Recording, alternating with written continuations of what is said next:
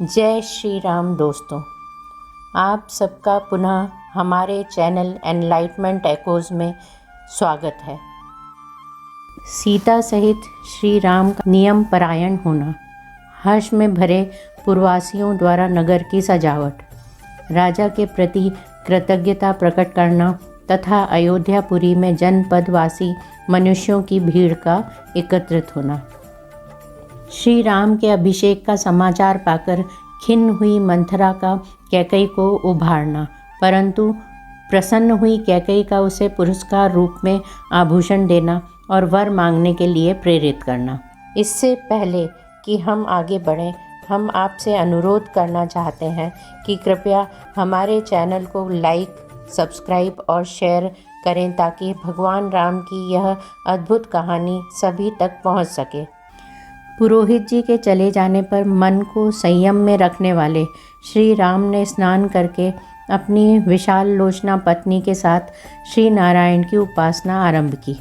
उन्होंने हविष्य पात्र को सिर झुकाकर नमस्कार किया और प्रज्वलित अग्नि में महान देवता शेषशाही नारायण की प्रसन्नता के लिए विधिपूर्वक उस हविष्य की आहुति दी।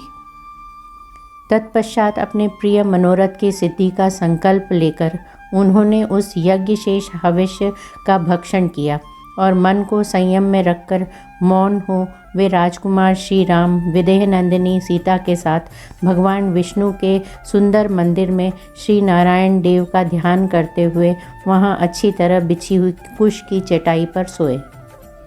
जब 3 प्रहर बीतकर एक ही प्रहर रात शेष रह गई, तब वे शयन से उठ बैठे। उस समय उन्होंने सभा मंडप को सजाने के लिए सेवकों को आज्ञा दी। वहाँ सूत, मागध और बंदियों की श्रवण सुखद वाणी सुनते हुए श्री राम ने प्रातःकालिक सांध्योपासना की। फिर एकाग्रचित होकर वे जप करने लगे। तदनंतर रेशमी वस्त्र धारण किए हुए श्री राम ने मस्तक झुकाकर भगवान मधुसूदन को प्रणाम और उनका स्तवन किया।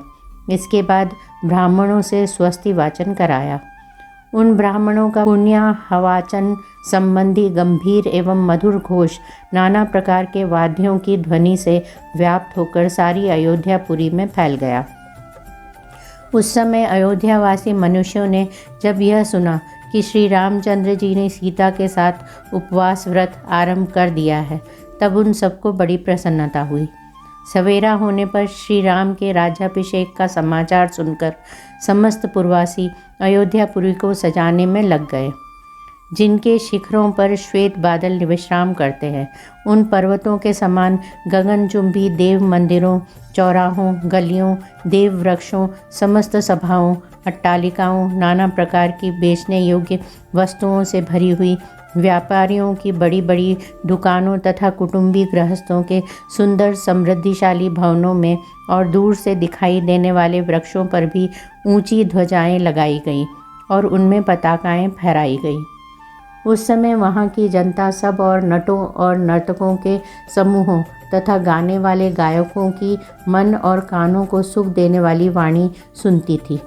श्री राम के राज्याभिषेक का शुभ अवसर प्राप्त होने पर प्रायः सब लोग चौराहों पर और घरों में भी आपस में श्री राम के राज्याभिषेक की ही चर्चा करते थे। घरों के दरवाज़ों पर खेलते हुए झुंड के झुंड बालक भी आपस में श्री राम के राज्याभिषेक की ही बातें करते थे। पुरवासियों ने श्री राम के राज्याभिषेक के समय राजमार्ग पर फूलों की भेंट चढ़ाकर वहाँ सब और धूप की सुगंध फैला दी। ऐसा करके उन्होंने राजमार्ग को बहुत सुंदर बना दिया। राज्याभिषेक होते होते रात हो जाने की आशंका से प्रकाश की व्यवस्था करने के लिए पुरवासियों ने सब और सड़कों के दोनों तरफ वृक्ष की भांति अनेक शाखाओं से युक्त दीप स्तंभ खड़े कर दिए। इस प्रकार नगर को सजाकर श्री राम के युवराज पद पर अभिषेक की अभिलाषा रखने वाले समस्त पुरवासी चौराहों और सभाओं में झुंड के झुंड एकत्रित हों वहाँ परस्पर बातें करते हुए महाराज दशरथ की प्रशंसा करने लगे। अहो, इक्ष्वाकु कुल को आनंदित करने वाले ये राजा दशरथ बड़े महात्मा हैं, जो कि अपने आप को बूढ़ा हुआ जानकर श्री राम का राज्याभिषेक करने जा रहे हैं। भगवान का हम सब लोगों पर बड़ा अनुग्रह है कि श्री रामचंद्र जी हमारे राजा होंगे और चिरकाल तक हमारी रक्षा करते रहेंगे, क्योंकि वे समस्त लोगों के निवासियों में जो भलाई या बुराई है उसे अच्छी तरह देख चुके हैं। श्री राम का मन कभी उद्धत नहीं होता। वे विद्वान, धर्मात्मा और अपने भाइयों पर स्नेह रखने वाले हैं। उनका अपने भाइयों पर जैसा स्नेह है वैसा ही हम लोगों पर भी है। धर्मात्मा एवं निष्पाप राजा दशरथ चिरकाल तक जीवित रहें, जिनके प्रसाद से हमें श्री राम के राज्याभिषेक का दर्शन सुलभ होगा। अभिषेक का वृत्तांत सुनकर नाना दिशाओं से उस जनपद के लोग भी वहां पहुंचे थे। उन्होंने उपर्युक्त बातें कहने वाले पूर्ववासियों की सभी बातें सुनी। वे सब के सब श्री राम का राज्याभिषेक देखने के लिए अनेक दिशाओं से अयोध्यापुरी में आए थे। उन जनपद निवासी मनुष्यों ने श्री रामपुरी को अपनी उपस्थिति से भर दिया था। वहाँ मनुष्यों की भीड़ भाड़ बढ़ने से जो जनरव सुनाई देता था वह पर्वों के दिन बढ़े हुए वेग वाले महासागर की गर्जना के समान जान पड़ता था। उस समय श्री राम के अभिषेक का उत्सव देखने के लिए पधारे हुए जनपदवासी मनुष्यों द्वारा सब ओर से भरा हुआ वह इंद्रपुरी के समान नगर अत्यंत कोलाहलपूर्ण होने के कारण मकर, नक्र, तिमिंगल आदि विशाल जल जंतुओं से परिपूर्ण महासागर के समान प्रतीत होता था। रानी कैकई के पास एक दासी थी जो उसके मायके से आई हुई थी। वह सदा कैकई के ही साथ रहा करती थी। उसका जन्म कहाँ हुआ था, उसके देश और माता पिता कौन थे, इसका पता किसी को नहीं था।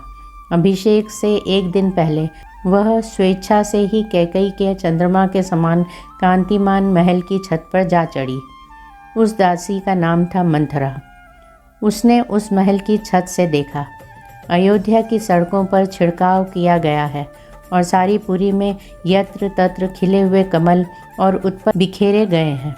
सब और बहुमूल्य पताकाएं फहरा रही हैं। ध्वजाओं से इस पुरी की अपूर्व शोभा हो रही है। राजमार्गों पर चंदन मिश्रित जल का छिड़काव किया गया है तथा अयोध्यापुरी के सब लोग उपटन लगाकर सिर के ऊपर से स्नान किए हुए हैं। श्री राम के दिए हुए माल्य और मोदक हाथ में लिए श्रेष्ठ ब्राह्मण हर्षनाद कर रहे हैं। देव मंदिरों के दरवाजे चूने और चंदन आदि से लीपकर सफ़ेद एवं सुंदर बनाए गए हैं। सब प्रकार के बाजों की मनोहर ध्वनि हो रही है। अत्यंत हर्ष में भरे हुए मनुष्यों से सारा नगर परिपूर्ण है और चारों ओर वेद पाठकों की ध्वनि गूंज रही है। श्रेष्ठ हाथी और घोड़े हर्ष से उत्फुल्ल दिखाई देते हैं तथा गाय बैल प्रसन्न होकर रंभा रहे हैं। सारे नगर निवासी हर्षजनित रोमांच से युक्त और आनंद मग्न हैं तथा नगर में सब और श्रेणीबद्ध ऊंचे ऊंचे ध्वज फहरा रहे हैं। अयोध्या की ऐसी शोभा को देखकर मंथरा को बड़ा आश्चर्य हुआ। उसने पास के ही कोठे पर राम की धाय को खड़ी देखा। उसके नेत्र प्रसन्नता से खिले हुए थे और शरीर पर पीले रंग की रेशमी साड़ी शोभा पा रही थी। उसे देखकर मंथरा ने उससे पूछा, धाय, आज श्री रामचंद्र जी की माता अपने किसी अभिष्ट मनोरथ के साधन में तत्पर हो अत्यंत हर्ष में भरकर लोगों को धन क्यों बांट रही है? आज यहाँ के सभी मनुष्यों को इतनी अधिक प्रसन्नता क्यों है? इसका कारण मुझे बताओ। आज महाराज दशरथ अत्यंत प्रसन्न होकर कौन सा कर्म कराएंगे? श्री राम की धाय तो हर्ष से फूली नहीं समाती थी। उसने कुब्जा के पूछने पर बड़े आनंद के साथ उसे बताया, कुब्जे, रघुनाथ जी को बहुत बड़ी संपत्ति प्राप्त होने वाली है। कल महाराज दशरथ पुष्य नक्षत्र के योग में क्रोध को जीतने वाले पाप रहित रघुकुल नंदन श्री राम को युवराज के पद पर अभिषिक्त करेंगे। धाय का यह वचन सुनकर कुब्जा मन ही मन कुढ़ गई और उस कैलाश शिखर की भांति उज्ज्वल एवं गगनचुंबी प्रासाद से तुरंत ही नीचे उतर गई। मंथरा को इसमें कैकई का अनिष्ट दिखाई देता था। वह क्रोध से जल रही थी। उसने महल में लेटी हुई कैकई के पास जाकर इस प्रकार कहा, मूर्खे उठ, क्या सो रही है? तुझ पर बड़ा भारी भय आ रहा है। अरे, तेरे ऊपर विपत्ति का पहाड़ टूट पड़ा है, फिर भी तुझे अपनी इस दुर्वस्था का बोध नहीं होता। तेरे प्रियतम तेरे सामने ऐसा आकार बनाए आते हैं मानो सारा सौभाग्य तुझे ही अर्पित कर देते हों, परंतु पीठ पीछे वे तेरा अनिष्ट करते हैं। तू उन्हें अपने में अनुरक्त जानकर सौभाग्य की डींग हाँका करती है, परंतु जैसे ग्रीष्म ऋतु में नदी का प्रवाह सूखता चला जाता है, उसी प्रकार तेरा वह सौभाग्य अब अस्थिर हो गया है, तेरे हाथ से चला जाना चाहता है। इष्ट में भी अनिष्ट का दर्शन कराने वाली रोष भरी कुब्जा के इस प्रकार कठोर वचन कहने पर कैकई के मन में बड़ा दुख हुआ। उस समय कैकई राजकुमारी ने कुब्जा से पूछा, मंथरे, कोई अमंगल की बात तो नहीं हो गई? क्योंकि तेरे मुख पर विषाद छा रहा है और तू मुझे बहुत दुखी दिखाई देती है। मंथरा बातचीत करने में बड़ी कुशल थी। वह कैकई के मीठे वचन सुनकर और भी खिन्न हो गई। उसके प्रति अपनी हितैषिता प्रकट करती हुई कुपित हो उठी और कैकई के मन में श्री राम के प्रति भेदभाव और विषाद उत्पन्न करती हुई इस प्रकार बोली, देवी, तुम्हारे सौभाग्य के महान विनाश का कार्य आरंभ हो गया है, जिसका कोई प्रतिकार नहीं है। कल महाराज दशरथ श्री राम को युवराज के पद पर अभिषिक्त कर देंगे। यह समाचार पाकर मैं दुख और शोक से व्याकुल हो अगाध भय के समुद्र में डूब गई हूँ। चिंता की आग से मानो जली जा रही हूँ और तुम्हारे हित की बात बताने के लिए यहाँ आई हूँ। कैकई नंदिनी, यदि तुम पर कोई दुख आया तो उससे मुझे भी बड़े भारी दुख में पड़ना होगा। तुम्हारी उन्नति में ही मेरी भी उन्नति है, इसमें संशय नहीं है। देवी, तुम राजाओं के कुल में उत्पन्न हुई हो और एक महाराज की महारानी हो, फिर भी राजधर्मों की उग्रता को कैसे नहीं समझ रही हो। तुम्हारे स्वामी धर्म की बातें तो बहुत करते हैं, परंतु हैं बड़े शठ। मुंह से चिकनी चुपड़ी बातें करते हैं, परंतु हृदय के बड़े क्रूर हैं। तुम समझती हो कि वे सारी बातें शुद्ध भाव से ही कहते हैं, इसीलिए आज उनके द्वारा तुम बेहतर ठगी गई। तुम्हारे पति तुम्हें व्यर्थ सांत्वना देने के लिए यहाँ उपस्थित होते हैं। वे ही अब रानी कौशल्या को अर्थ से संपन्न करने जा रहे हैं। उनका हृदय इतना दूषित है कि भरत को तुम्हारे मायके भेज दिया और कल सवेरे ही अवध के निष्कंटक राज्य पर वे श्री राम का अभिषेक करेंगे। बाले, जैसे माता हित की कामना से पुत्र का पोषण करती है, उसी प्रकार पति कहलाने वाले जिस व्यक्ति का तुमने पोषण किया है, वह वास्तव में शत्रु निकला। जैसे कोई अज्ञानवश सर्प को अपनी गोद में लेकर उसका लालन करे, उसी प्रकार तुमने उन सर्पवत बर्ताव करने वाले महाराज को अपने अंक में स्थान दिया है। उपेक्षित शत्रु अथवा सर्प जैसा बर्ताव कर सकता है, राजा दशरथ ने आज पुत्र सहित तुझ कैकई के प्रति वैसा ही बर्ताव किया है।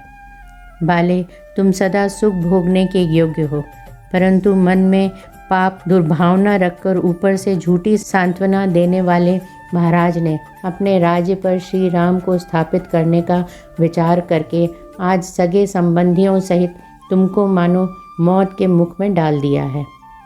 कैकई राजकुमारी, तुम दुखजनक बात सुनकर भी मेरी ओर इस तरह देख रही हो मानो तुम्हें प्रसन्नता हुई हो और मेरी बातों से तुम्हें विस्मय हो रहा हो, परंतु यह विस्मय छोड़ो और जिसे करने का समय आ गया है अपने उस हितकर कार्य को शीघ्र करो तथा ऐसा करके अपने पुत्र की और मेरी भी रक्षा करो।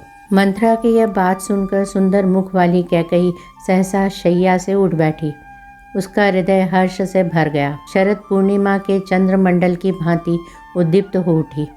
कैकई मन ही मन अत्यंत संतुष्ट हुई। विस्मय विमुग्ध हो मुस्कुराते हुए उसने कुब्जा को पुरस्कार के रूप में एक बहुत सुंदर दिव्य आभूषण प्रदान किया। कुब्जा को वह आभूषण देकर हर्ष से भरी हुई रमणी शिरोमणि कैकई ने पुनः मंथरा से इस प्रकार कहा, मंथरे, यह तूने मुझे बड़ा ही प्रिय समाचार सुनाया। तूने मेरे लिए जो यह प्रिय संवाद सुनाया, इसके लिए मैं तेरा और कौन सा उपकार करूं। मैं भी राम और भरत में कोई भेद नहीं समझती।